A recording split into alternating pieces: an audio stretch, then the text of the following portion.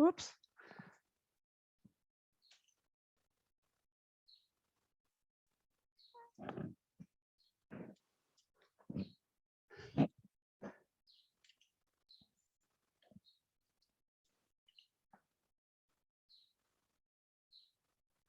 Good morning, or good lunchtime. Can everyone hear me?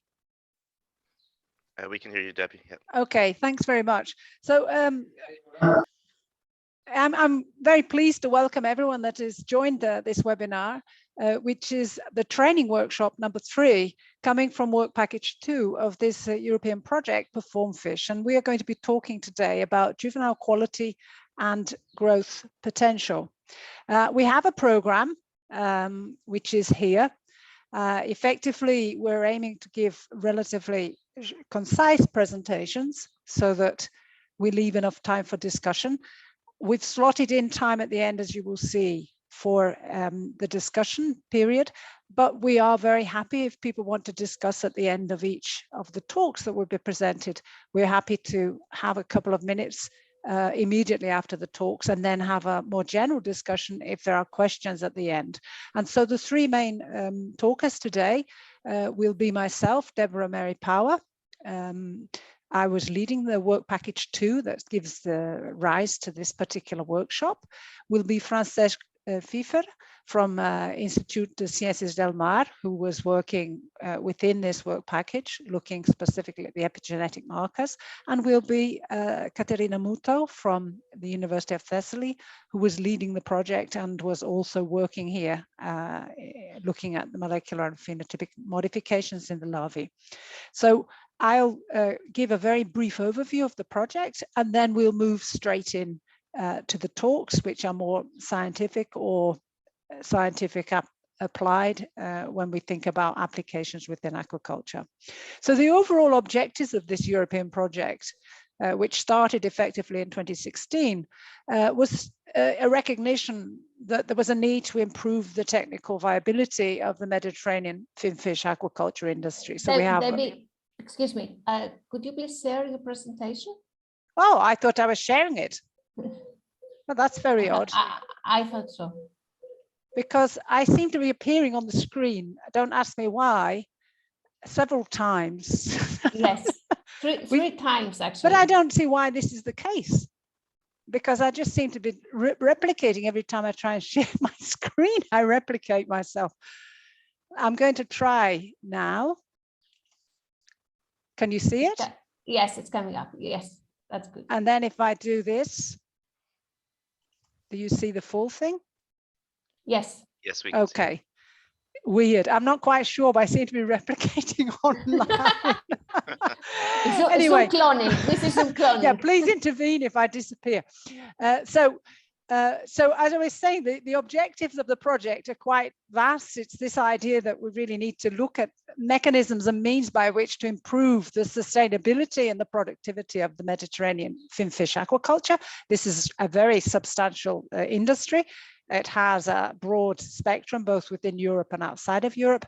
And this project aimed, therefore, at measures that could contribute to improve operational aspects and biological aspects, and in this way, take us to sustainability. And how do you do that? Well, you need to have indicators, the means by which to monitor the improvement or the measures that are proposed. And therefore, these were these so-called key performance indicators.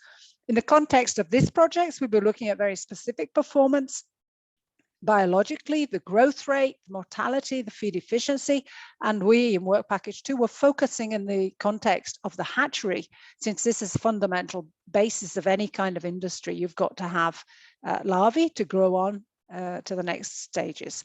So you can see I'm not going to go through all these different parameters, but there's a range of different factors fed into these key performance indicators that were represented in different work packages within the project.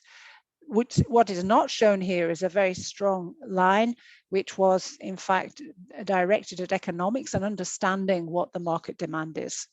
When we come to the hatchery, we defined a series of key performance indicators, and we have been working and developing primarily in work package 2 means by which to be able to predict and to be able to assess in a uniform way the quality. And so this is a large part of work package 2 that's not presented here, but will be visible in publications and online on the web page.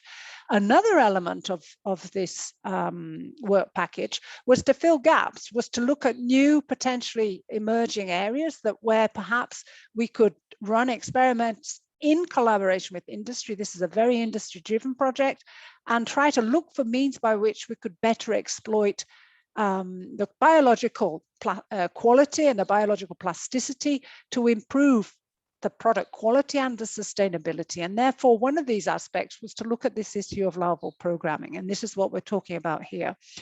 This covered quite a broad spectrum of different kinds of activities or outcomes, from stress and growth to metabolism and immune, and to look in detail also at these markers, through the epigenetic markers that are affecting or perhaps causing this phenotypical change that we see despite a similar genetic background. So this was our aim, and today we just have a small selection of some of the outcomes. So what's this conceptual basis? So the general concept idea at the time when planning was this concept proposed by Waddington in 1942, that actually you can see an adaptive response, and this can occur before there is a mutation in the genome. In other words, there is a plasticity within our genome that will respond to environment and that can cause different phenotypes according to our environmental experience. And this is very nicely displayed here in this general idea of the epigenetic landscape, this proposed by Waddington again, where you have a genetically similar population of eggs and embryos, but according to the trajectory that they follow, you can end up from the same general population, you can end up with very different phenotypes. And so what we wanted to do was actually see whether one could manipulate at these very sensitive early stages, which is where we call the critical programming windows. Can we manipulate the phenotypic outcome if we manipulate these early stages? And so this is the concept behind some of the talks you will hear today. And this is the concept to a certain extent behind this idea of the epigenetic programming. Now, Francesc, I'm not sure if he's joined us yet. If he hasn't joined us, then I would propose we'll jump to Katerina. I'm here. Oh, okay, Francesc, brilliant. Thank you. I don't see who's in the meeting. So okay. I'm going to, without more ado, because Francesc has been working now for quite some years on epigenetics and markers, and therefore within this project conducted a very interesting study, so that we're looking scientifically as well as looking at potential application for industry. So it has to be founded on solid science, and therefore we have solid and excellent science that then supporting this movement towards translation into industry. And so Francesc now will give us a talk about epigenetic biomarkers for sea bass larvae culture, where he will certainly give a much better and greater insight into this whole field, I'm sure. Okay, Francesc, I'm passing to you. Okay, I'm going to interrupt my sharing. And now you can, it's weird, I don't see Francesc. I'm here. Hello, I'm here. Let me put, okay. If I can share my presentation. Okay, can you see my presentation now? No. No? No? Keegan, could you please help out here? Yes, something's coming up now. Yes. So we see all your slides at the moment, Francesc. So if you hit start presentation, that should work. Can you see now? Yes. All right. So thank you for this opportunity. So I'm going to talk about the development of epigenetic biomarkers for European sea bass aquaculture.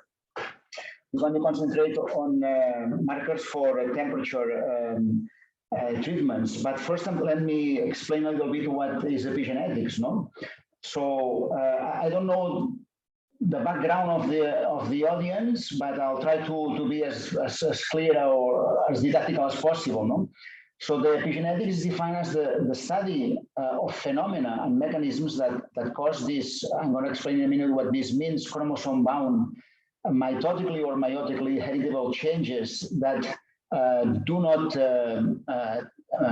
changes in gene expression that or phenotype that do not depend on the changes on the DNA sequence. So epigenetics has had a lot of attention lately, and it tends to try to be given the power to explain everything, but this is not the case for sure, no? So if we have the DNA molecule, one DNA molecule is the genome that we all have, and this consists of its stored information. And then we have this DNA molecule that is packaged into associated proteins all together form the chromatin. And this information, this genomic information is organized in somehow. And whether these genes are expressed or not in different tissues or how they are regulated is the source or is the what explains that the same genome that we have in our cells is able to give different epigenomes. So that means different cell identities or different cell types. So we have in all our cells the same genome, but we have different epigenomes, in our case, more than 200 different cell types. So this is thank you to the epigenetics, no? Which is not changes in the DNA sequence, but changes in the how this sequence is read and therefore how these genes are expressed or not. So there are, let me explain that there are three major epigenetic mechanisms. No? One is DNA methylation, the other one is histone modification, and the other one is non-coding RNAs. The three of them are important and they act together, but because DNA methylation is the most genetic of the epigenetic mechanisms, so to speak, because it is an actual change, not in the nucleotide sequence, but also but in the DNA itself, methylation of the cytosine, carbon 5 of cytosine, this is the most studied one and the most easy to perhaps to measure. No, one of the most easiest to measure, and therefore for sure is the one that in many areas, not aquaculture but evolutionary biology, for example, and ecology is being used. So I'm going to go into detail into this one, but remember that there are three, and you can have biomarkers for the three of them. In fact, in non-coding RNAs, also there is a lot of effort being done now in aquaculture-related issues. So the important thing here, as you can see, I don't know if you see my cursor, but here you have epigenetic variation that depends on two things. One, genetic variation, and the other one, environmental variation.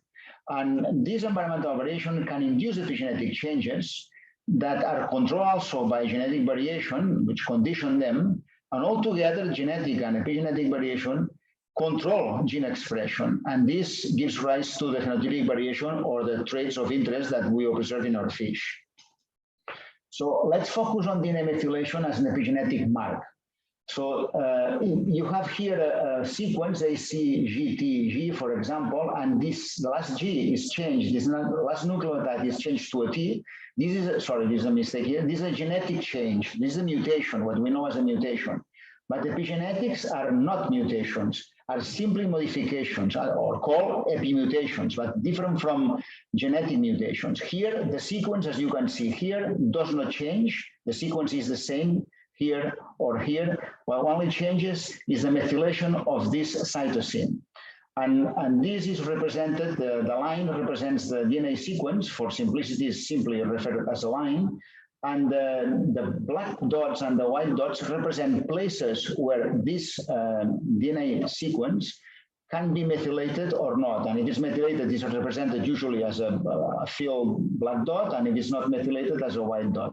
So for example, here below, we have a sequence of DNA, and this one, you have 4 places where it could be methylated, but it's methylated only in 3 of them. So you have 3 black dots and 1 white dot, no? So for representation. So we would say that this particular fragment of DNA sequence is methylated 75%. Methylation goes from 0 to 75%. And the good thing is that when promoters are methylated, usually this shuts down the expression of the gene. So no methylation in the gene promoter means the gene off. Methylation of the gene promoter means a gene off, and here you have the relationship between more DNA methylation and less gene expression. It's usually an inverse relationship, although exceptions exist. So then, when we know the level of methylation in one or different loci in the genome, here, for example, we have one gene and we have 3 regions of the gene, each one in different, what's called CPGs, This means C, PG is the piece for the phosphate bond, so it's the cytosine and guanine. So the genome can only be methylated in the cytosines that are next to a guanine. So these are the level of methylation from 0 to 100%, and these are CBAs exposed to different temperatures. So these ones, they have ones exposed to lower temperature. In this particular case, in this gene, they have higher levels of methylation. Well, these are epigenetic marks. The level of methylation, the difference in methylation between one type of fish, the one exposed to low temperature, and the ones exposed to high temperature, it can be used as an epigenetic mark to identify whether this fish has been exposed or not. And this has, of course, epigenetic, expression consequences in terms of how these genes function.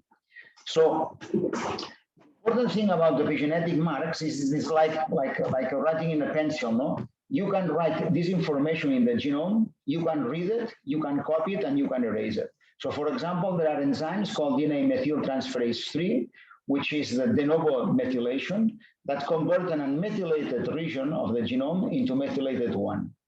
And then we have copiers, which are another type of enzyme, DNA methyltransferase 1, that this is called the maintenance DNMT, which what does is takes one fragment of DNA which is methylated in whatever the sequence, and then when there is mitosis, and so the cell divides into two daughter cells, these marks are carried into the daughter cells.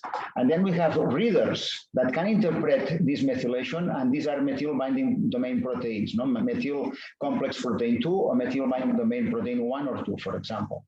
And then this DNA that is methylated can be also erased. And this can be done in two different ways, either active methylation by the action of these enzymes called 1011 translocation deoxygenases, or simply by passive demethylation, by dilution and not concur of the DNA methyltransferases. So epigenetic marks is like a code that can be written, read, copied, and erased.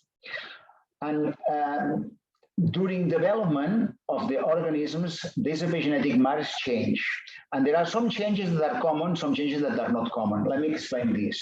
So we have here the level of methylation from 0 to 100%. And here we have three different species. In fish, this has been studied only in very few species, Medaka and zebrafish, basically two models. We're doing now these studies in the sea bass. And you have the levels of methylation this is in the sperm and this is in the eggs. In zebrafish, the sperm goes demethylated and the egg goes methylated. They reach a middle point here, and this is the profile of methylation. In the mouse and in the medaka, the other fish, there is this first wave of demethylation. This is less pronounced in zebrafish. And then there is a remethylation, and this affects the whole animal, everything. But then at one point, there is methylation of the somatic cells, and it stays more or less constant the rest of the life.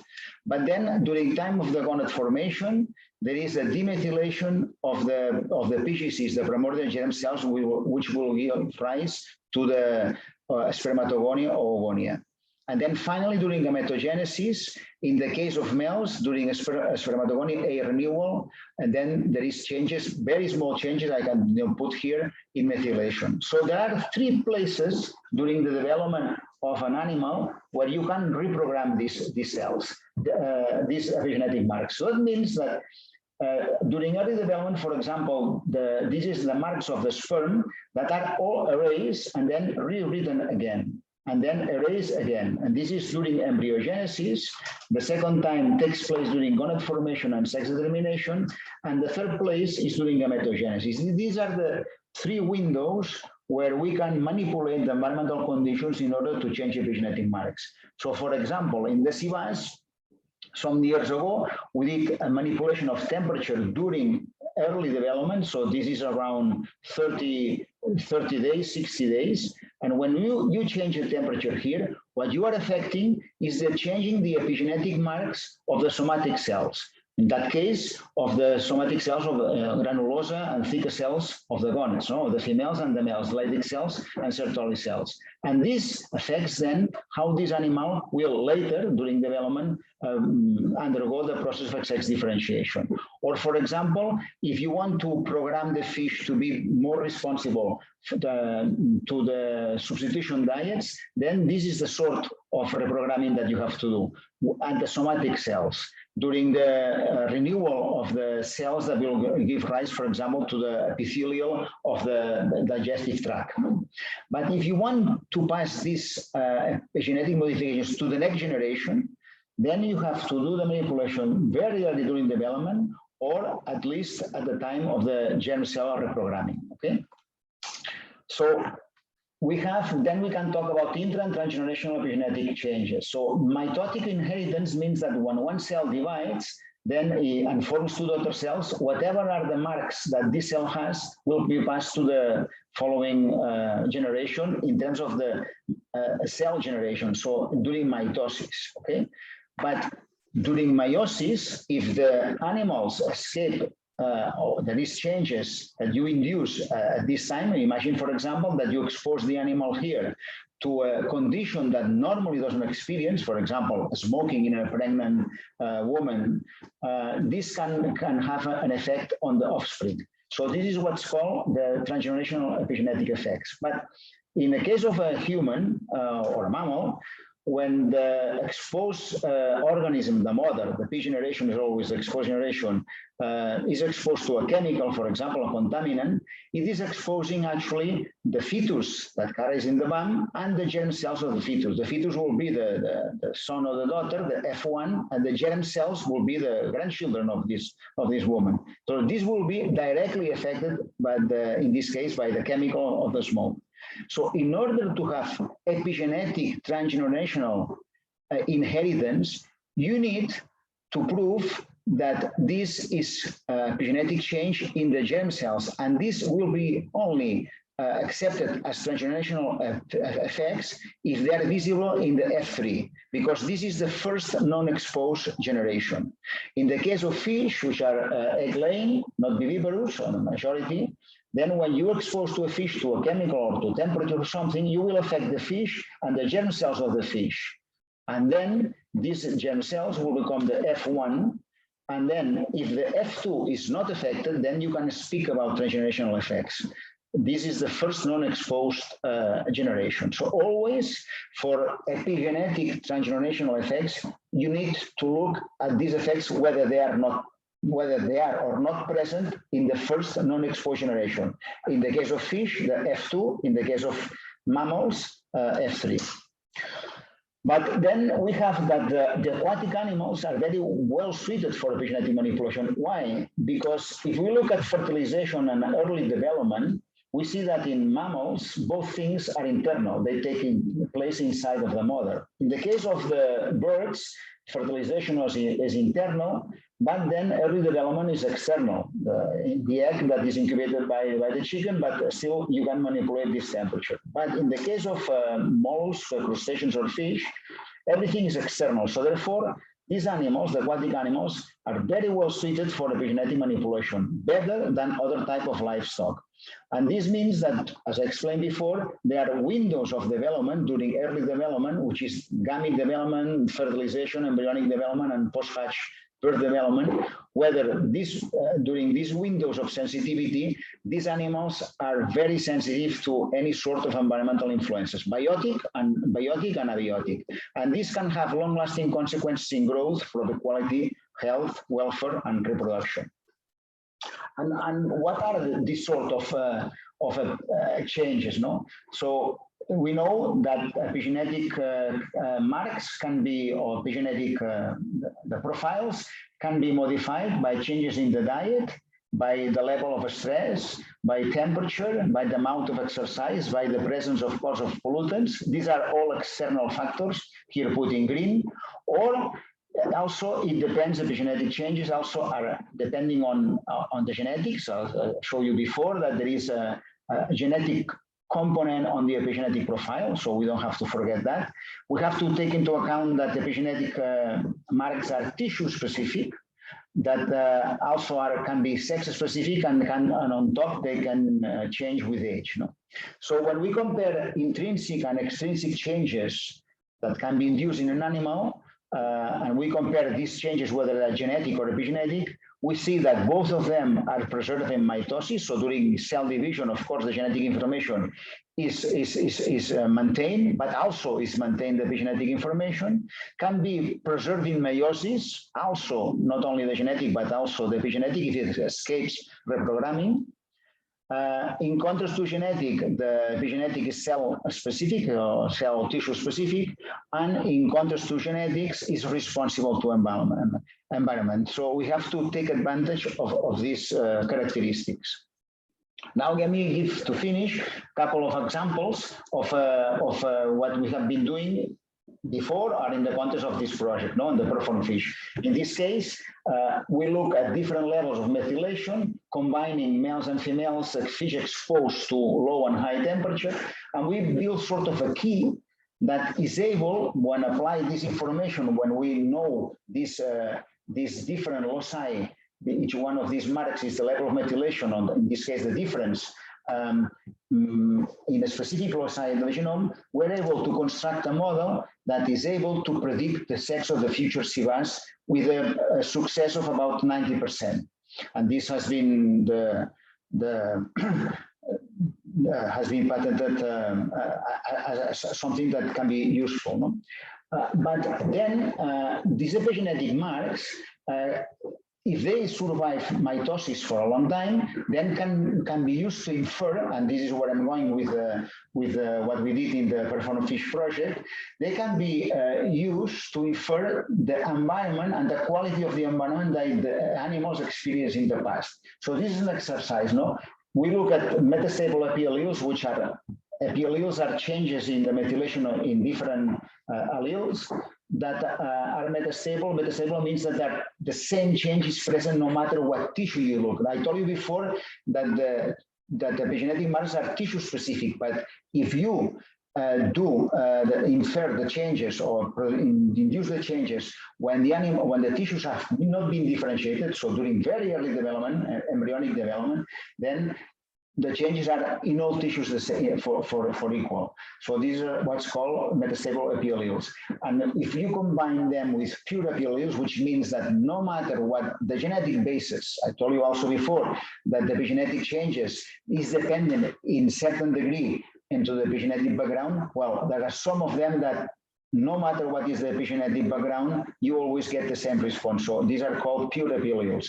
So if we combine these, we can infer the past, no? And this has been published, no? And now what we're looking, not only us, but other people too, is looking at how these epigenetic changes can be used to address aspects of phenotypic variation. And in aquaculture, this is related to what's called the key performance indicator, that usually are things like survival, growth, reproductive fitness, and so forth. No? But also, this is important in ecology and evolution, and then you can change key performance indicators for key ecological indicators or key fitness indicators. No? So in short, this is how species are prepared to deal with new environments. No? And if we look at epigenetic changes that are linked to phenotype. So one phenotypic change, we can say this will induce this certain phenotype, and this is pure, meaning that doesn't matter what genetic background we have there, we always see the same. And on top is heritable, so can pass from parents to offspring. Then we can use these changes to select fish beyond the typical genetic selection. So for example, we can ask our question like, let's say this is like data that we have also from a different project, but to illustrate the potentialities, we can say, okay, we want of within the fish, the broodstock fish that has been previously selected, let's say, for example, for growth, let's try to see which ones, what families give the best growth, not only this, because within the selected fish still going to be phenotypic variation, but on top, the ones that they have higher survival, and on top, the ones that they have less deformities. So we can build an equation in which we give different weights to these characteristics that we want, and then we can look at the epigenetic marks. Remember that these fish genetically are very similar. We can look at the epigenetic marks that explains phenotypic variation. I can build a model using intelligence on artificial intelligence or machine learning, and then we can separate, as you can see, the red balls and the green balls represent fish, each one a sample, that are what we consider the good and the bad fish. And this prediction accuracy is pretty high. No? So, and this epigenetic selection can be combined with classical genetic selection, in where then you select the broodstock based not only on genetic information, but on epigenetic information. And then the epigenetic information or the epigenetic manipulations you can manipulate the broodstock to affect the larvae and juvenile, or you can manipulate the larvae and juvenile or embryos to influence the adults. No? So here in the perform fish, what we did is to expose fish during very early development from epivolley to first feeding to 3 different temperatures, all right? And then we submitted, left the fish at the same temperature for the rest of their lives. And then we look at different genes that were differentially expressed, so the DEGs here at 14 versus 17, or genes that were differentially expressed between 20 and 17. 17 was the middle temperature used as a reference. And also we look at genes that they had differential methylation loci or cytosines, okay? And we can see that among these, there are genes that both they have epigenetic and transcriptomic differences, okay? And even we can go further and select the ones that they respond no matter whether the temperature goes down or goes up. And we can build them like graphics like this one, in which this is a methylation level at the 3 different temperatures. And here we have a group of genes that each one of them, they follow exactly the same pattern. We can do, there are genes, of course, that they follow exactly the opposite pattern. No, but in this case, I just to illustrate, I put here genes that the methylation of which goes up with temperature, okay? And then we can look at the expression, we can look at the Go terms, and we can build a panel of genes that they have epigenetic changes represented by E, transcriptomic changes, or both of them, no, B.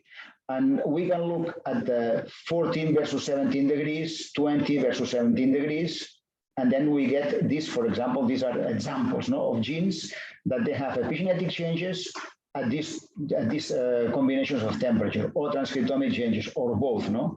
And that can be seen at very short-term effects, so first feeding, during juveniles, midterm effects, adults, long-term effects, and 3 years old, very long-term effects. So that means that if we are able to find what epigenetic indicators, markers, we select by looking at fish like very early or in juveniles, we will be able to infer, to guess, to predict which of these animals or which of these stocks will have effects on gene expression when adults. So, and this is what is called the epigenetic marks with both diagnostic and prognostic. So imagine that we have developmental time here in this arrow, time 1 and time 2. And here we have the control and the treated. Treated can be treated with temperature, with an artificial diet, with a parasite, with a pathogen, sorry, whatever you want, okay?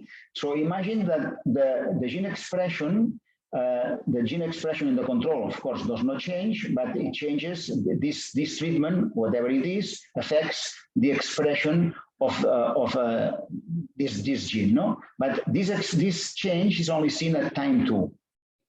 The beauty about the epigenetic changes is that some of these changes are already present at time 1, when you still do not see changes in the gene expression. So you have then found epigenetic markers that they have not only diagnostic, but also prognostic value. Diagnostic because the changes are visible in T2, and prognostic because the changes are visible in T1. Okay, when in terms of phenotypic traits, you can still not see anything. Okay, so you can predict what's going to happen. This is the keratin associated protein 10.4 is an example that we provide here. So at 5 days of age, so very early during larval development, fish exposed to low or 17 or 20 degrees, you don't see changes in the expression of the gene, but you already see changes in the methylation of this gene, changes that persist in a significant manner at 479 days or much later. And then, of course, these changes, in this case, an inverse relationship, are seen in the gene expression. So this is a way, so measuring the methylation of this gene at day 5, I can tell whether what's going to happen at day 479. Okay, so it's a way of predicting. And so the conclusions for this is that the epigenetic mechanisms integrate both genomic and environmental information to shape the phenotype. So the characteristics that we want to see. Oh, sorry, this is and jump one. Epigenetics have a promising future in aquaculture because aquatic animals are very sensitive to epigenetic manipulations when compared to, for example, birds or mammals. We report, we think that is the best of our knowledge, the first identification of epigenetic biomarkers with both diagnostic and prognostic value that can anticipate the long-lasting effects of thermal alterations, which we know that these alterations during early development have phenotypic consequences in terms of like the fitness or the growth of the animals. No? And we pave the way for similar developments for other pharma species.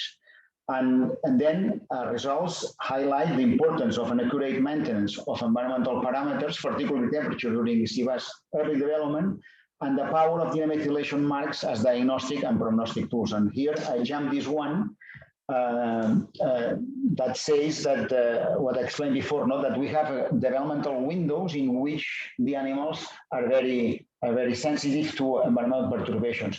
And one thing that I forgot to mention is that in contrast to other sorts of manipulations, for example, hormones and so forth, all the epigenetic changes are essentially dealing with manipulation of environmental factors or the diet. And this is in line with the concept of sustainable aquaculture.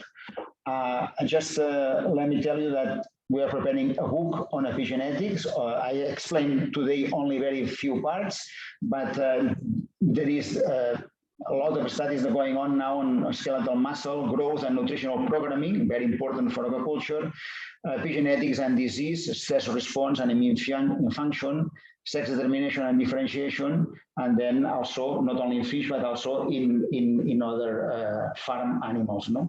And epigenetic biomarkers and how they can be integrated with genetics in breeding programs. And to finish, I just want to thank the people of my group, and particularly Alejandro Valdivieso and Nuria Sanchez Baizano, who did the study that now is submitted to aquaculture, our collaborators in France and in Greece and other places, the funding, and particularly very much the funding of the performed fish. Thank you for your attention. Yes. Thanks very much, Francesc. So I think we could, I'm not sure, did any questions come in? We don't have any questions. I don't know if there's anyone in the audience that would like to put a question to Francesc, either through the question answer box, or I guess they can also intervene. Oh, we have a visual now on Francesc. Do you see anyone, Keegan? Since you're the webmaster, any hands raised? No. I don't see any hands or any questions at the moment. Okay, well, so in that case, think a bit, prepare yourself, audience.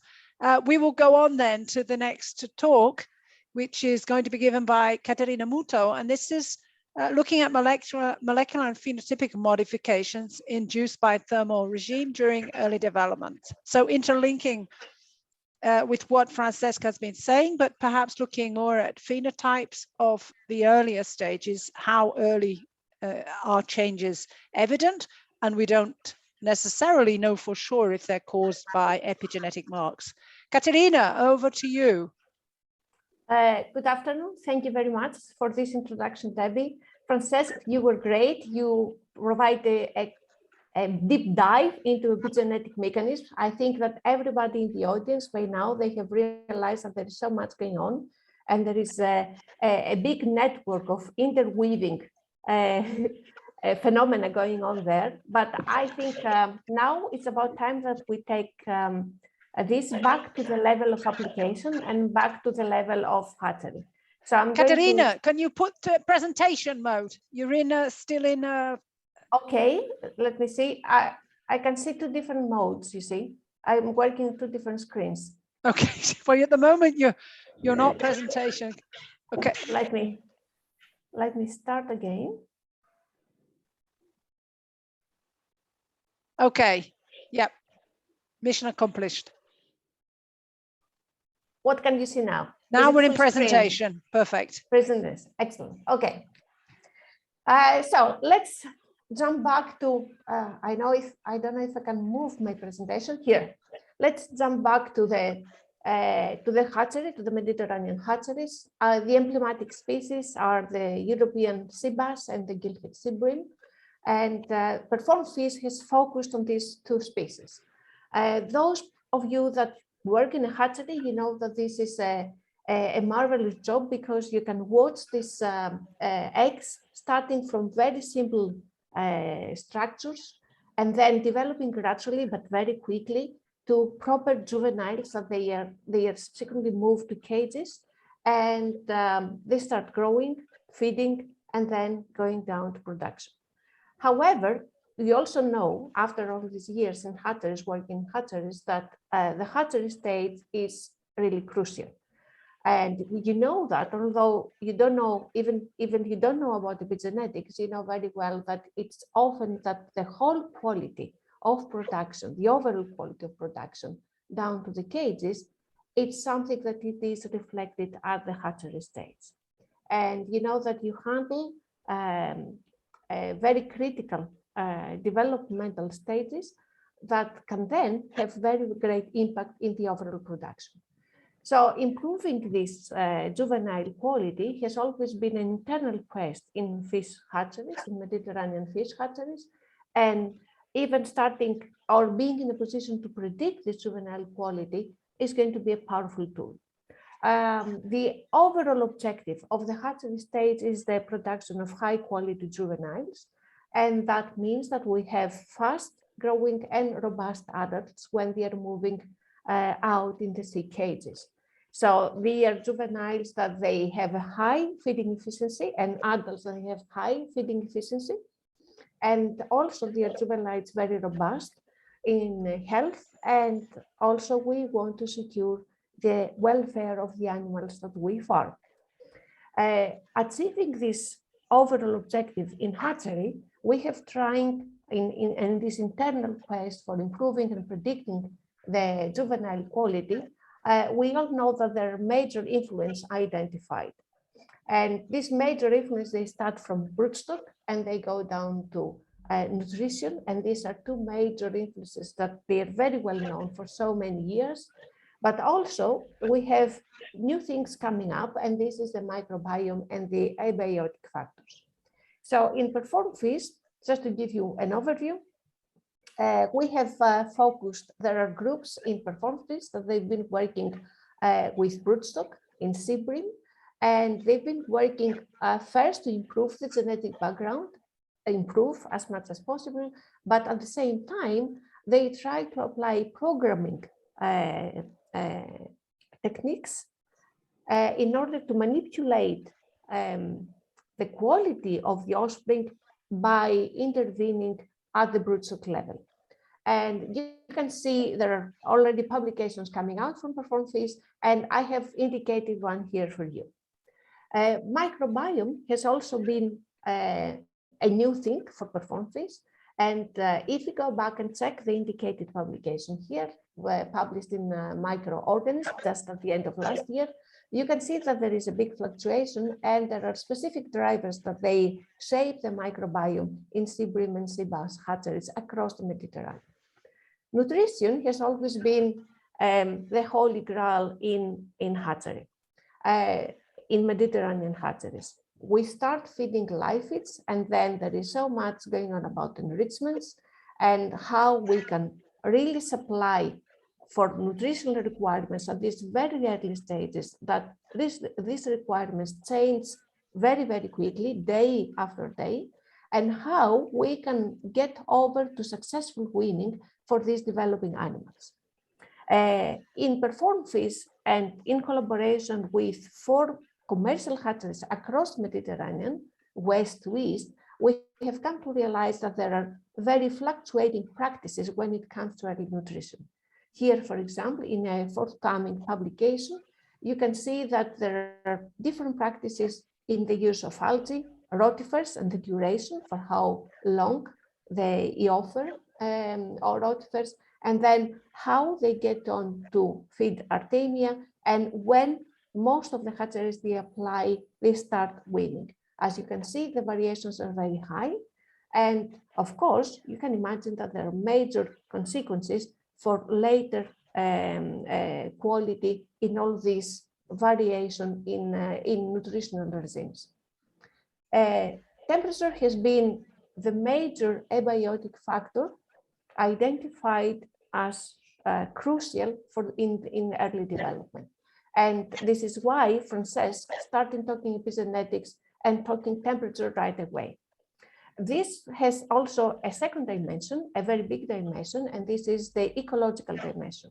Francesc already mentioned that when we're talking epigenetics, this is not confined to farming, but also has a broad perspective because temperature is everywhere. Our animals are ectotherms, and of course, all the studies that they have been using these farmed populations, they are also extrapolated to wild populations. So what we see here has also a very big consequences for wild fish stocks. And in the perspective, in the lenses of the climate change, you can imagine that this takes a completely different dimension, a very profound dimension. So here, we're going to talk out of all these influences that Perform Fish has targeted during these 5 years of implementation. We're talking only temperature and epigenetics today. And this is because I think that we have come to realize that epigenetics is about plasticity. We know already that these early stages are highly plastic.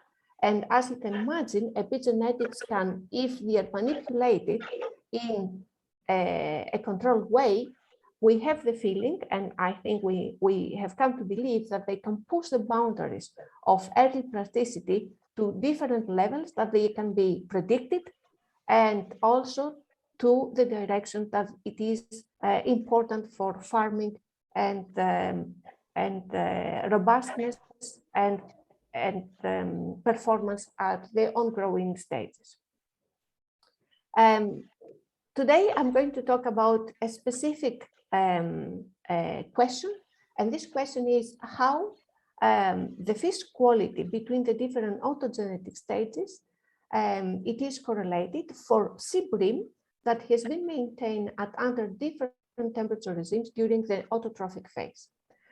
We are about to see that this early temperature regime has affected the pace of development, how quickly they went over the different developmental stages, the rate of survival, behavioral traits, frequency of deformities, the body shape, the capacity to respond to challenges, and a flavor of molecular mechanism, how the early temperature has affected the energy production. I think that all these here are very important parameters for somebody that works in a hatchery and for producing high quality juveniles that they become fast growing adults. The experiment was a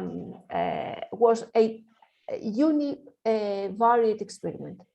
By saying that, we tried to identify a stage that only temperature would change, and this stage was identified from the epiboly, when the eggs are at a particular stage of development, up to the end of the yolk sac stage. So this is the autotrophic stage, a stage that there are no other manipulation, there is no feed offered to the fish, so there is no other parameter to affect the development other than the temperature. So gillhead sea bream was subjected to 3 different temperatures, 17, 20, and 23 degrees from epibole up to the end of the yolk absorption stage. And after that, everything went down to one temperature, and that was the 20 degrees.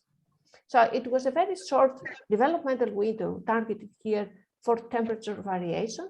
And you can see also the recorded temperatures during the experiment. Other than that, it was a standard protocol, a standard rearing protocol, that it was completely dark during the autotrophic phase, and then it went to 24 hours of light. The developing fish, the developing larvae were fed at the beginning and reached rotifers, and then they went on to Artemia, and the pseudo-green water method was applied to these tanks. Standard zootechnical parameters were recorded, and as you can see here, it was the body weight. We have two different graphs because we have milligrams at the beginning and then grams later on when the fish they start growing quickly, and also the standard length. The major zootechnical parameters did not appear to differentiate with different early temperatures. However, if it took different time for the fish to reach different developmental stages. So it was longer for the fish grew at 17 degrees to reach the first feeding and then the flexion stage. And that also differentiated slightly between the 20 and the 23 degrees when there was a 1 day difference between the two groups to reach the flexion stage.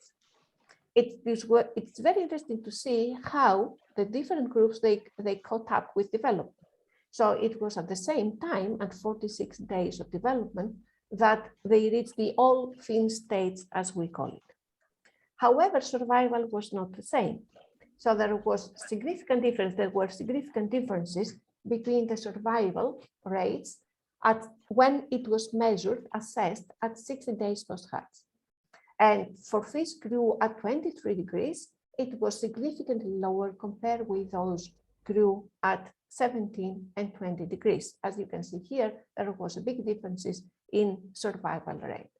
So we had the major zootechnical parameter affected as temperature increased at the early autotrophic stages.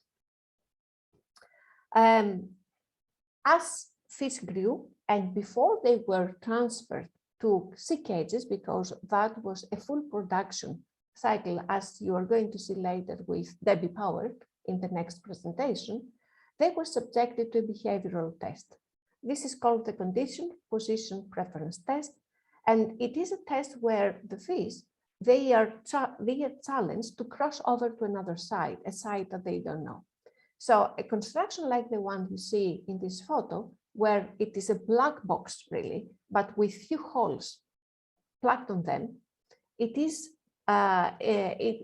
immersed in the tank with the fish, and then the test measures how many of the fish they really dare to cross through these holes and explore what lies behind this black barrier within the black box.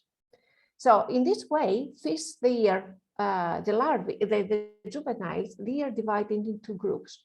One is called the bold group, and the other, the one that dare to cross over the other side, and the other is the shy, the fish that they never take this adventure, and they never want to find out what lies behind the barrier.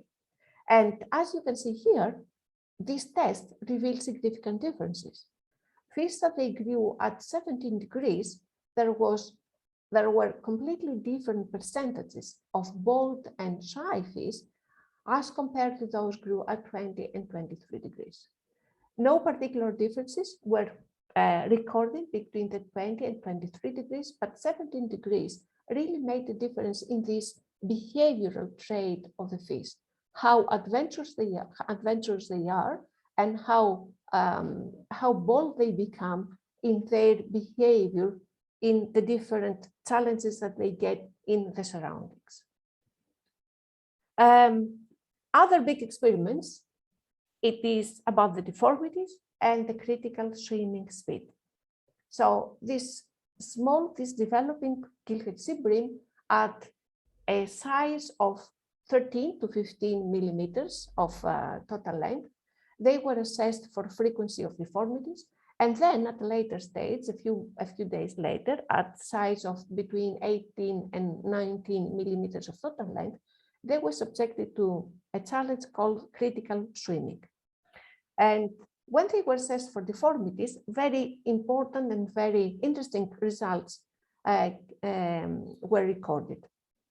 As you can see here, we had the deformities of caudal fin, head, and then the gill cover were recorded, and significant differences were observed for caudal fin deformities, and those larvae grew at 17, 20, and 23 degrees. As temperature increased, the caudal fin deformities also decreased. That was different from deformities from forehead deformities. And as we can see here, between 17 and 20 degrees, there were no differences. However, 23 degrees really made a difference. There are some details in the experimental design that calls for cautious interpretation of these results. However, this is when it comes to caudal fin, you can see that this has been observed before. So it is like reassessing and reevaluating reassuring results that were first observed and taken from another study. And but when it comes to the head deformities, it is still there's still, let's say, a cautious interpretation of these results. But there is a whole new world to discover if you go and check on this publication that came out for Perform Fish and contains the results on the frequency of deformities for gillhead sea bream that grew in different temperatures during the autotrophic stages. Temperature definitely affected the body shape. And this is a test, these are measurements based on 8 different points, as you can see here, indicated in the larvae body. And according to these 8 points, then the model can reformulate and can assess the body shape and also the location of the fins if we have a different fin location. And it was very interesting to see that fish raised at 17 degrees, again, they were different from those raised at 20 and 23 degrees. They displayed different axis ratio, the body axis, and then also they displayed different positioning of the pectoral fins that are very important for swimming, and also for different mouth positioning. And these characteristics combined, they are characteristics that they favor swimming and preying. Does this really reflect performance? Let's see. Later on, the fish, they were subjected to a challenge, to a major challenge. This major challenge was swimming. Do fish larvae that they grew at 17 degrees really had different swimming capacity? That was the case. So it was very nice to connect, to correlate these differences in body shape with differences in swimming performance. Here, the larvae, the growing larvae, they were subjected at this test, the critical swimming test, that starts with continuous swimming, and the speed of swimming increases incrementally and increases according to total length. And this is why the measurement for the rate of critical swimming starts with total length. So all fish, they started swimming at a speed of 2 total length per second. And as they kept swimming, there was an incremental increase of 1 total length per increment of increase. And the fish, they kept swimming to fatigue. So at some point, they were not able to swim anymore, and they were removed from the swimming tank. The results of this challenge test, they revealed that those fish that they grew at 17 degrees, they had the capacity to sustain higher critical swimming speeds. And this was this was very well connected and correlated with the differences in the body shape, but also we could see differences in the energy production. So the same fish, they were subjected to molecular analysis. This time we targeted the mitochondria. This is the place within the cell where this energy production factory, it is positioned, it is located. There we have a machine that it is, we have several complexes, several energy production complexes that they work in synteny in order to ensure that the cell, it is provided, it is supplied with sufficient energy to keep functioning. What we see here are different genes that three different genes that they encode for particles in this complex, in these energy production complexes. And here we see a gene that it is a marker of mitochondria, of mitochondria biogenesis. So the increase of this marker indicates that more mitochondria will appear within the cell. It was very nice to see that there were differences before and after swimming. So let me explain these graphs for you. The graphs that they are slashed, they are the gene levels at resting position before the fish they started swimming. So those fishes, those individuals that they appear here in slashed bars, they were never subjected to this swimming challenge. And those that they appear in solid bars, they were subjected to the challenge. It was very nice to see that the challenge itself discriminated larvae grew at 17, 20, and 23 degrees. So before swimming, no differences were evident. But when the fish were subjected to the challenge, it was only then that we could see fish at 23 degrees, they had the capacity to start, or they had the need, let's say, to start to increase their gene production, their gene transcription in order to respond to the challenge. That was not the case at 17 or 20 degrees, but at 23 degrees, we could see a clear pattern as you can see here. And the levels of gene transcription increased significantly between those that they were subjected to the challenge and those that they were not. As we can see here, this is very nice evidence that early temperature has a profound effect on how fish can respond, on their capacity to respond to a particular challenge. This is here, and this is the swimming challenge. And we know that this is a very important function, a very important operation for a fish. And I think that later on, when Debbie Power takes on after me, you can see that also there are other profound effects on other challenges, on how they respond to other challenges as well. Critical swimming, this is a clear measurement, and then very well connected to molecular indicators. If we dive a bit further to these molecular mechanisms of energy production, we can see that the different complexes of energy production, as you can see, they are arranged in the mitochondrial membrane, in the inner mitochondrial membrane, and they consist of a series of complexes. If we go and check, they really look like machines here, and they are machines. If we go and check all the genes that they are responsible for building these machines, and we focus as an example for you in this particular one that they boxed here, and this is called complex 2, we can see that we had different ontogenetic patterns at different temperatures of development. And again, this is only during the autotrophic states. Every box is a gene. Every color is a different level of transcription. Red means we have a high transcription rate, and then as we go to deep blue means that we have a very low transcription rate.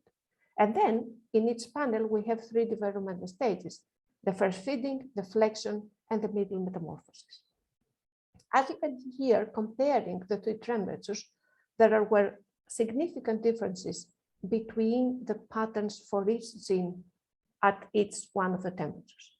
For example, if we go for the first gene here, no need to record anything more about the name of the gene, you can see that we have a higher transcription at mid-metamorphosis in those fish grew at 17 degrees compared with the 20 and the 23. And in 23, the transcription rate decreases faster at flexion compared with 20 and 17.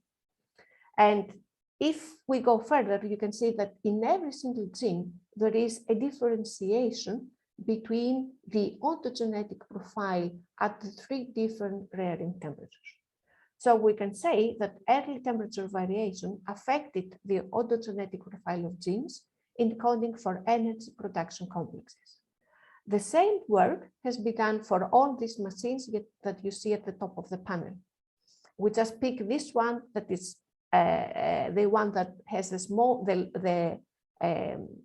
least particles, the lowest number of particles, for you to be more comprehensive. But believe me, if you look at all these kind of panels, we could identify substantial differences in the ontogenetic profile of genes. And I'm going to close with CBAS just to give a flavor how different parameters of the early development can interplay in order to provide differences in zootechnical and other parameters. 2 different trials were conducted with CBAS.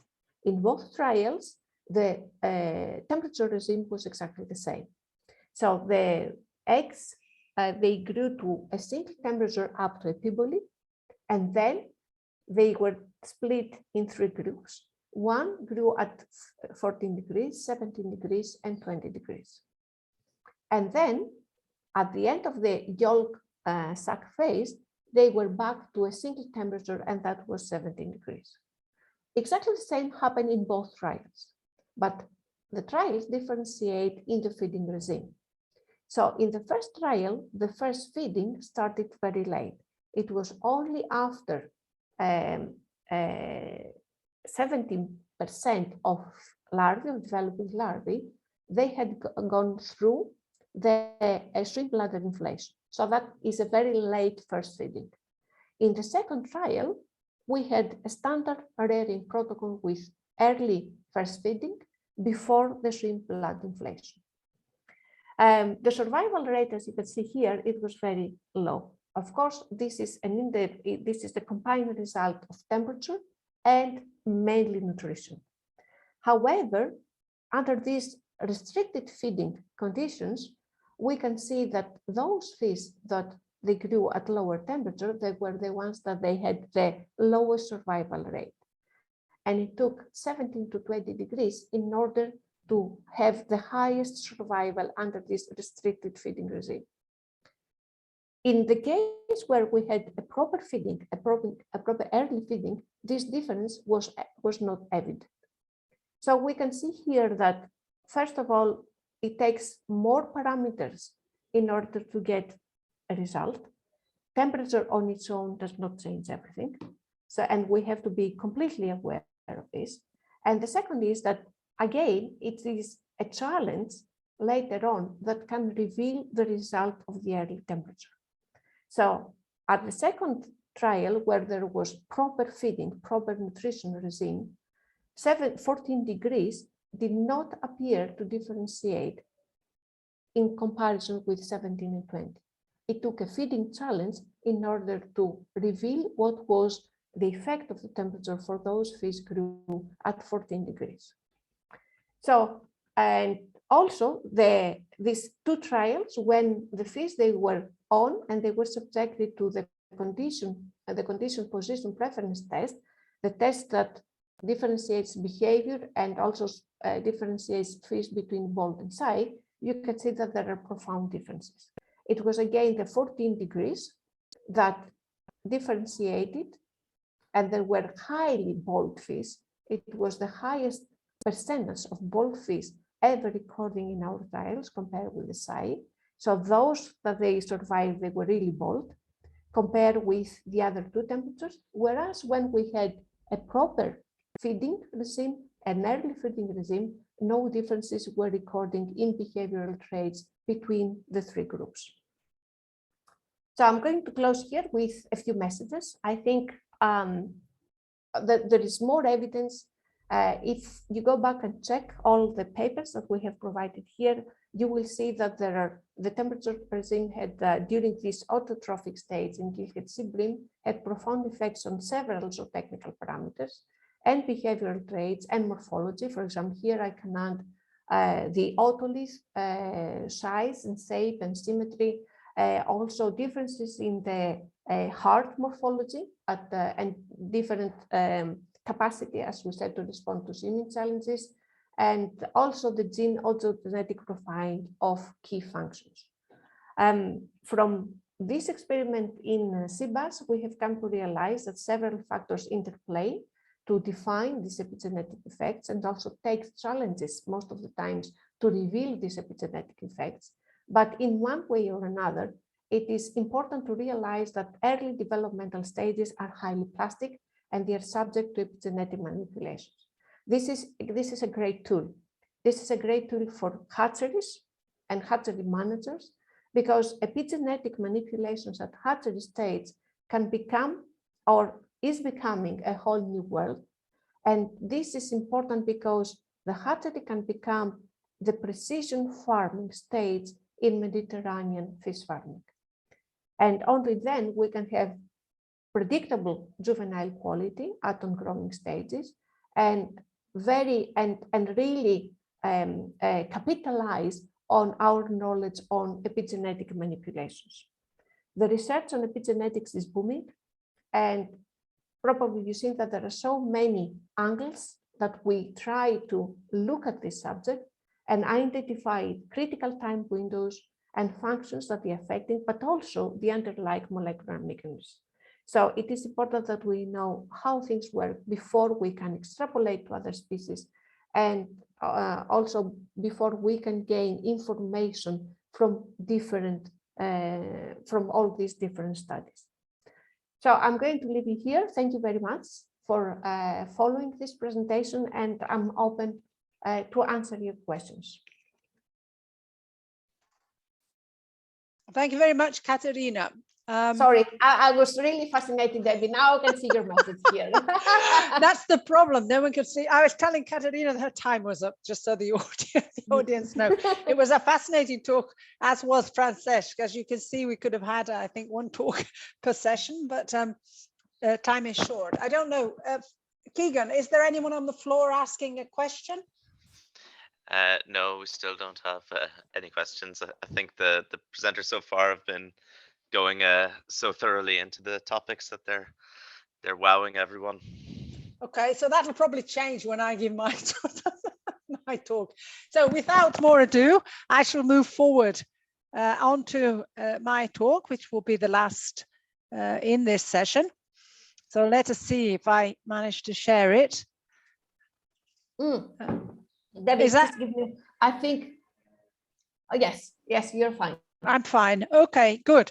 Well, I'm very lucky here because I've had two excellent talks beforehand that have given everyone the nuts and bolts from a more mechanistic perspective from Francesc, and now from a more functional physiological perspective from Katerina, linking both function with molecular patterns. So I hope that this means when I explain here or present some results, I'm not go so much into details. So effectively, of course, when we look at these larvae and we look at these very short time periods of treatment, it's almost unbelievable that changes so early on and for such a short duration could have an effect in an adult 9 months or a year or 2 years later. And so in a way, that's what I want to try and present today, and to try and show that actually, despite only perhaps being exposed during the egg stage or being exposed during the autotrophic phase to changes in temperature or to changes in nutrition or other regimes, this can be enough to cause a lasting effect, and that lasting effect, in fact, could be used as a means to improve or modify the quality or characteristics of the product. So effectively here, what I've tried to do is put this into the context of aquaculture. I mean, the big compelling issue for someone that's producing fish is, can you supply enough? Can you supply the demand, and can you make a profit from that? And there are many, many different factors we know that will interact and affect that. But we feel that from the hatchery perspective, and considering how we can use environmental conditions, that we perhaps can modify quality and generate a product which might match better the demands of the consumer, or might match better the demands of the grow out manager, you know, depending on where the emphasis is placed. So does manipulating hatchery stage modify the adult quality? Is this a truth or a myth?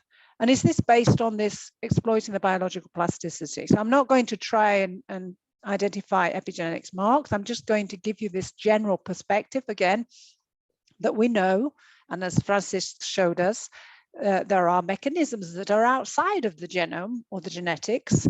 There are mechanisms that manipulate or modify the genome expression, and that actually can have a very big effect, sometimes even more than the direct genetic effect on the phenotype. And so this is what we wanted to try and do. So we've got a similar genotype, we've got a different environment, we get a different epigenome, and that gives us a different phenotype. And so that's what's basically summarized on this Waddington's landscape map, with the brood stock, the resulting eggs, and then according to the trajectory that these different eggs and early larvae take, they may end up producing fish with quite a different phenotype.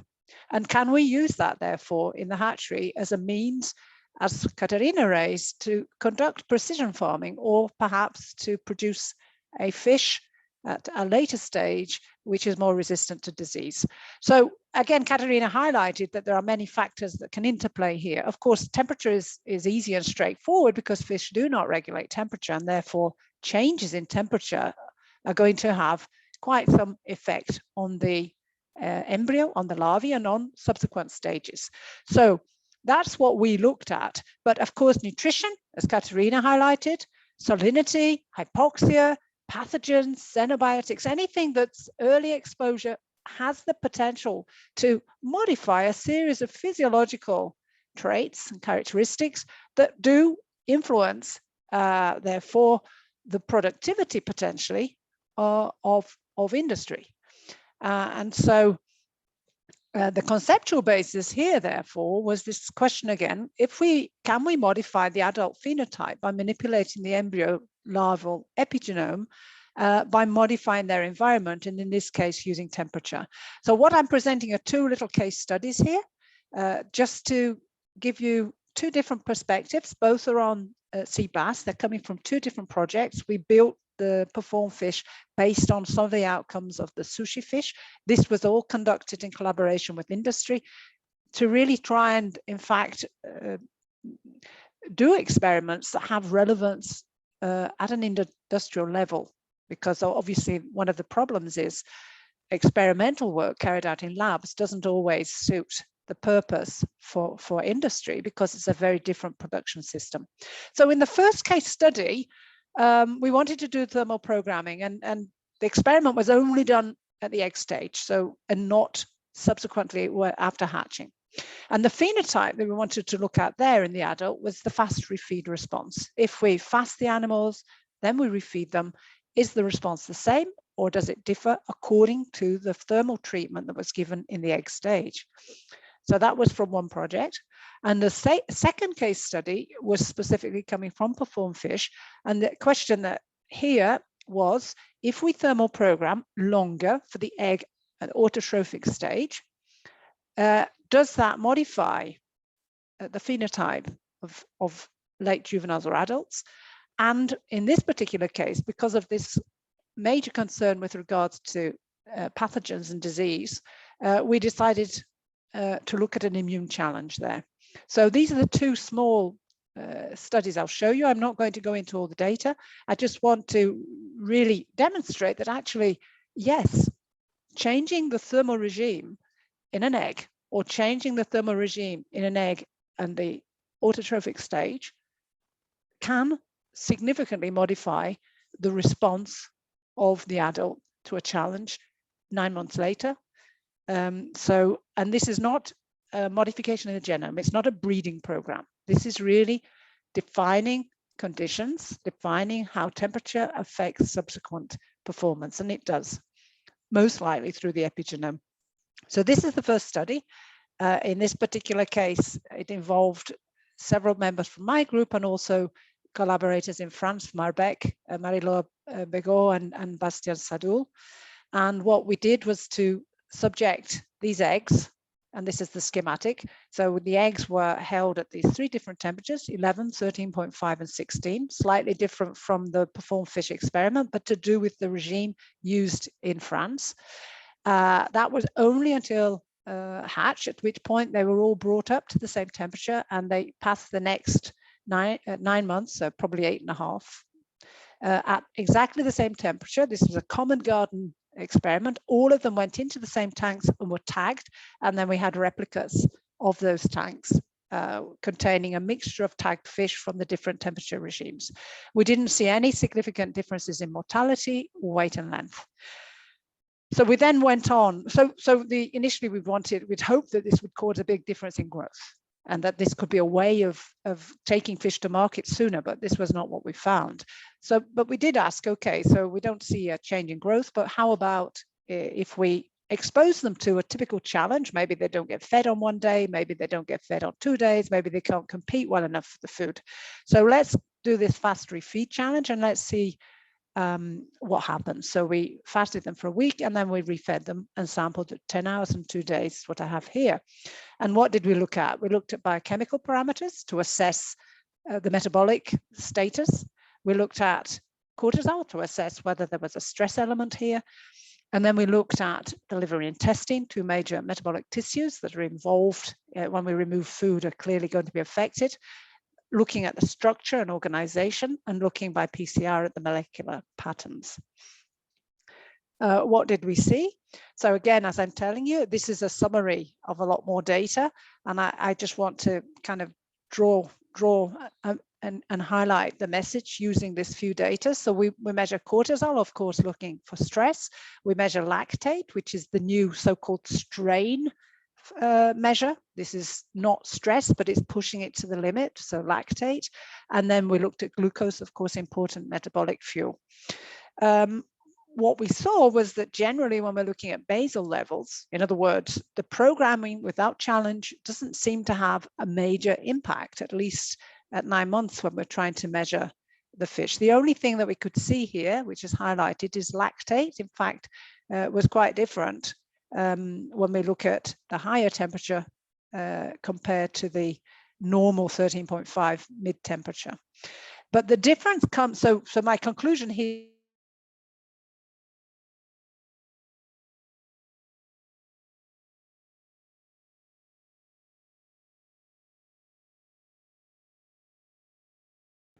Deborah, we cannot hear you.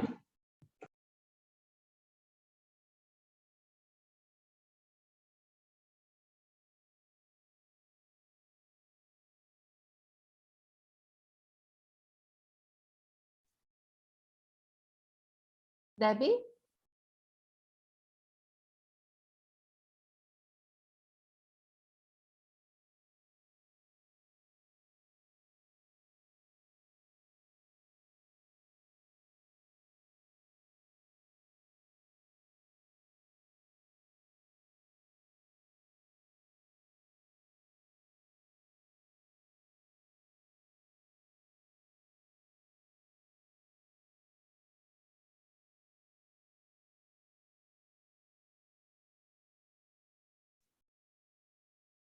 Let's give Debbie a moment.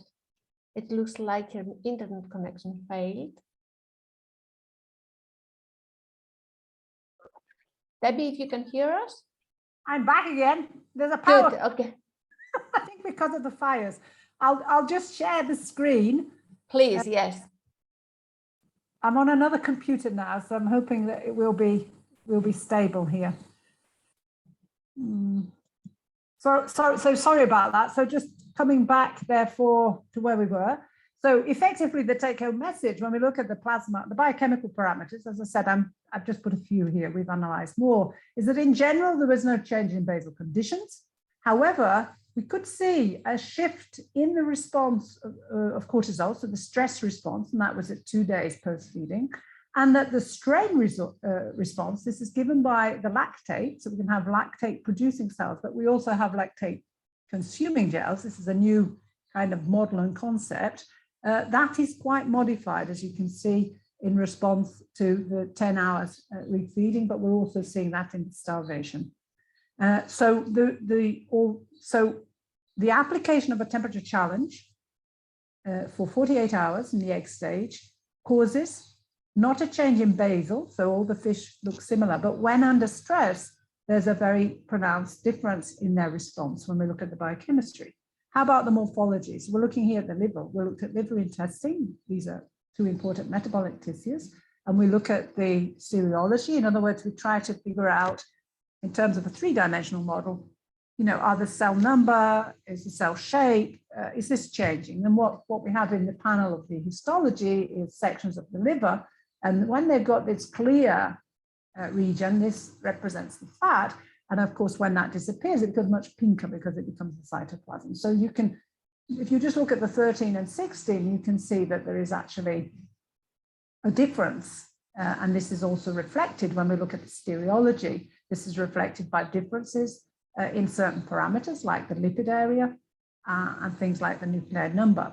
So again, what was the take-home message? The take-home message here was that, again, when we look at the basal condition, if we compare the liver from fish at 11 degrees, 13.5 and 16 when they were eggs, there doesn't appear to be any big difference between them. But when we challenge them, there is a difference in their capacity to respond.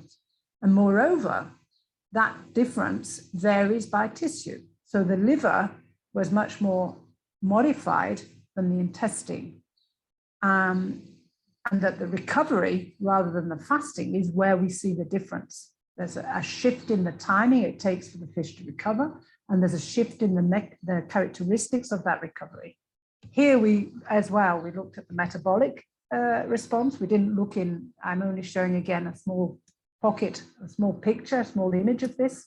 Phosphokinase, for example, PPAR alpha, peptidase 1. So this is just a small Photoshop of a very large molecular analysis. But again, we came to the same conclusion. We came to the conclusion that when we look at the control, those are fish that came from the 3 temperature regimes as eggs, and we look at these enzymes, there don't seem to be any major differences between those 3 different populations that have been reared together for 9 months.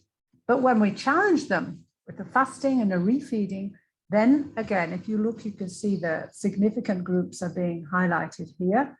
Then again, we can see that some of these metabolic genes that will be translated into metabolic proteins that contribute to the metabolic process are being significantly modified, and that modification is related to the regime that they were exposed to as eggs.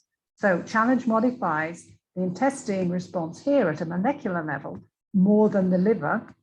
And the recovery response, when we start to refeed, is where we see the biggest difference in response.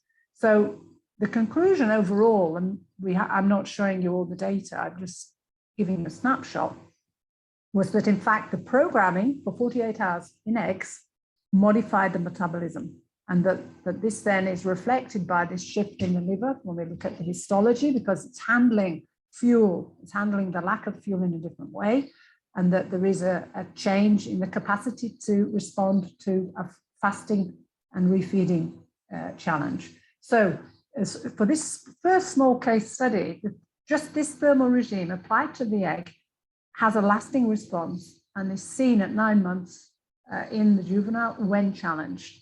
The thermal imprinting in this experiment and with the food challenge showed us that there was a modified capacity to respond to fast and refeeding, and that this seemed to be linked to the metabolism when we consider the lactate, which is not normally considered to be an important fuel, is being much more utilized by some groups than others.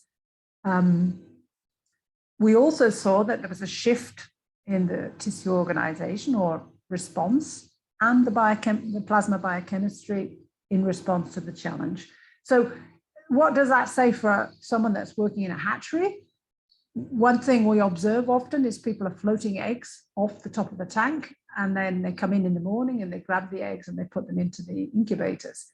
In fact, those eggs, if they're in an unstable temperature, you can see just by modifying temperature at the egg stage, egg incubation stage, this then affects the performance at 9 months later. So clearly, early, the egg condition and the egg storage and the egg collection is an aspect that's quite important, because it can have quite a pronounced effect on the variability in response within a population of fish if they're being exposed to slightly different temperatures. So coming now to the second trial, which was the perform fish. This is very much under study. So this is a very small snapshot. And this was a different experimental regime. Katerina's already discussed how this trial was carried out. I reproduced that just to remind everyone, but she's detailed for you, basically what the objective was and how we went about doing this. Again, applying the thermal regime, because we know these fish do not regulate temperature. Certainly an egg and an embryo is very exposed to a change in temperature. It's a rapid change in the organism. It's very small. The heat transfer is very rapid. So we can see that this is going to have a big effect on all processes. And in this case, we prolonged it compared with the previous study, because here we have the egg stage up to the first feeding. That was when we had the temperature regime. And then subsequently, everything is raised at the same temperature. So in this particular case, the interest was to ask whether this can modify in any way the response to an immune challenge, because disease, the bigger the population of the same species, the higher the risk that we can have disease outbreak and it will spread. So here is the trial. Katerina's explained it. We had 3 temperatures. This again is the sea bass, so I'm only reporting some results of the sea bass. We had the 3 different temperature regimes for the egg and autotrophic phase. Then they were brought to the same temperature and everything was reared and then moved out into cages where they were held under standard production regime until 7 months, when we then did the experiment. So the experimental challenge here was to effectively expose the fish. Since we're in the open sea, we don't want to bring the fish into land. We want to have them in situ in a normal production setting. The challenge was using proxies for bacteria and proxies for virus. So these are compounds that simulate an exposure, and they fool the fish into thinking it's being exposed to a bacterial infection, so that's LPS, or a viral infection, that's poly-IC. So this is a polysaccharide in the case of the bacteria, which is like on the surface normally, and this would be the double-stranded RNA or DNA in the case of the virus. And we said, well, sometimes you get the mixture of both. So we have these 3 situations: bacterial proxy, viral proxy, and the combination of the 2. And then what did we do? We sampled the blood and we sampled the spleen. So we have control, unexposed, and then we have exposed. And then we had a time course to follow the response of the fish, its immune response to the presence of these different challenges. This was very challenging. It was done on a boat. It took a lot of hours to actually set and run the experiment. And I'm very grateful to Katerina for doing that, with members from my team and her team, and also from the team that actually ran it, HCMS, in Crete. So what did we do? So what we tried to do then was to conduct analysis at the level of the biochemistry directed towards indicators of immune response, and analysis at the level of molecular, again, directed at indicators of immune response. And so what I'm showing here is just one small window in terms of how we could probe what's happening in terms of the immune response when we expose it to a virus. So we have 2 main systems of response in vertebrates: innate, which is an innate, it's born with us, it's our barriers, it's the production of mucus, it's the presence of white blood cells. And so these are always there and present and basically patrolling and protecting the organism. And on the other hand, we have the acquired, and this is the response that requires activation. It's the response we normally aim to activate with vaccines. So here we wanted to look at this innate immune response, and we wanted to look specifically, in this case, at the antiviral response. And so this schematic is basically summarizing how a vertebrate cell, and that would be a human cell or a fish cell, would respond to the presence of a virus. And the virus is up here, these red round things represent that. So we have a set of receptors that recognize these in a relatively low specific way, toll receptor 3, and then also nod receptors that also have this role. And they're going to then act when there is this process of exposure. This will activate gene transcription. We can get interferons. We can stimulate the presentation of the antigen from the virus with the major histocompatibility complex. And this is going to end up effectively by the organism trying to kill and eliminate the virus. So this is what we try to do, set up different analytical processes to cater for virus, to cater for bacteria, or the combination of the two challenges. So what did we see? I'm not even attempt to show you the results because we have run a lot of samples and a lot of different molecular markers to look at the response. We had a high replication number to try and account for the variability that exists between fish populations always. And we had a broad suite of different markers to try and cater as well for physiological changes and for changes that are specifically of the immune response.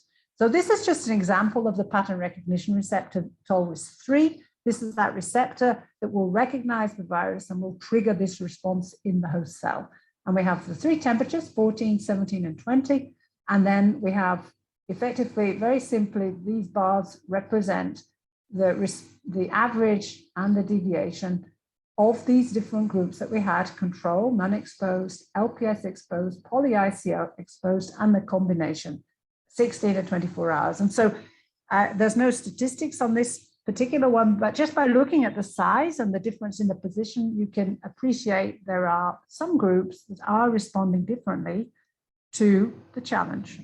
So when we put this into a much more complicated situation and we take a statistical program and we take all of the markers and we take all of the individuals and their responses and we ask, are there any differences? And this is what we did with this Permanova statistical analysis. When we pulled this apart, and I've circled here in different colors, clustering of specific groups in terms of responsiveness. The blue triangles and boxes, these are controls. You can see the controls are quite different from the treatment groups. And we can see also that the temperature groups, which are represented by different symbols, are also quite different from the control and quite different from each other. So I know it's a lot to assimilate and swallow. It took me quite some time to look at this.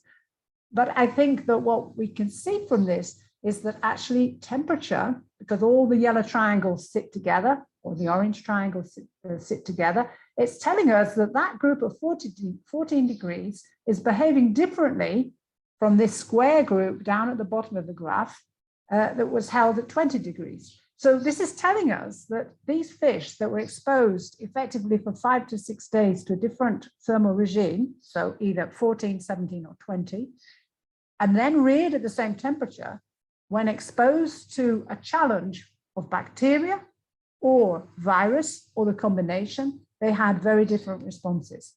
So of course, we would like to do this with live virus or bacteria to see the pathology, but I think it's telling us that in fact there is a modification in the immune capacity or the immune competence of these fish by just manipulating the temperature.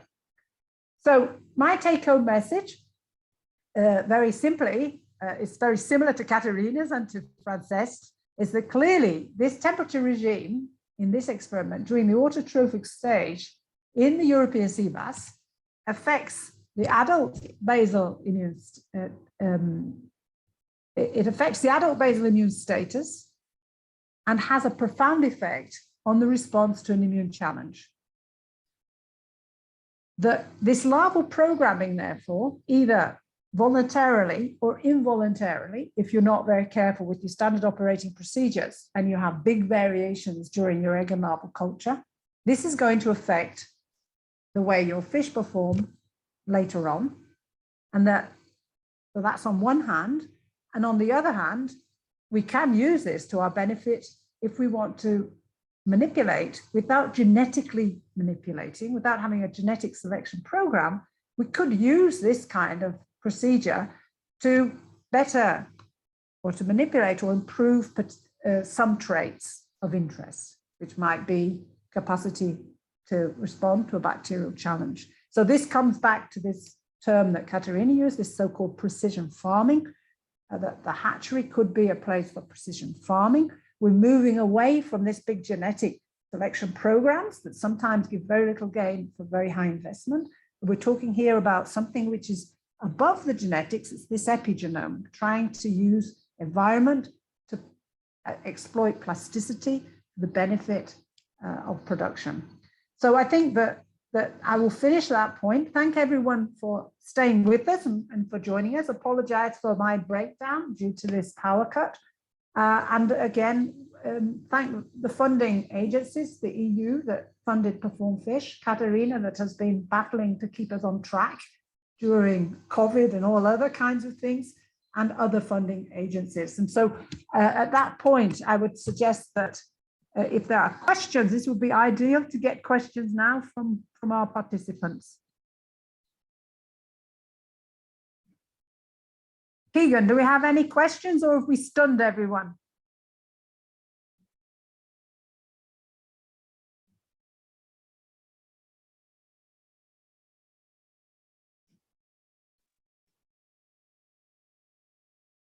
It looks like our attendees, they're overwhelmed. Keegan?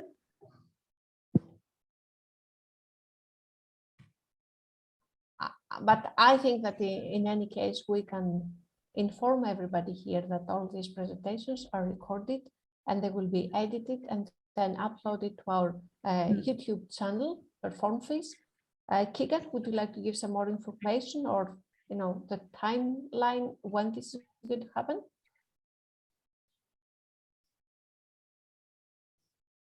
We don't hear.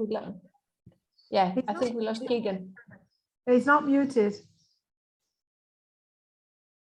He's gone muted. Francesc, you're not. I'm here. Yeah, you're here. Well, I think what I'm going to do is close the session. Sorry, Debbie. No questions? I think we have a bit of fun internet today. Can you hear me now, Katerina? Yes, Keegan. Yeah. Okay, sorry. I had a problem with the microphone. Yes, so sorry. Probably on Monday we'll send out a post-evaluation survey for this to all participants, and that will include an option to request a certificate of attendance. And then within the next 2 weeks, probably sooner, we will edit and upload the YouTube the recording, to both the project YouTube channel and to the website, and we'll send an email to all participants as well with a link to those locations where they can be found.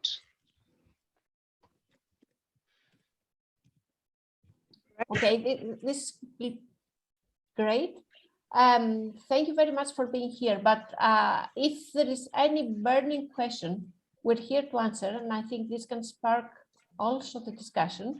You don't have to go through the chat necessarily. You can switch on your microphone and ask anything you want. We can understand when we design this course, we can understand that this is a very new subject for many people, that they are used to hatchery practice and they're not very familiar with this epigenetic mechanism, but we also thought that it has become very pertinent and it is coming into practice now. It will affect the daily practice in hatcheries, and we wanted to make sure that we give the chance to everybody at least to have the basic ideas and follow the developments on this area, in this area.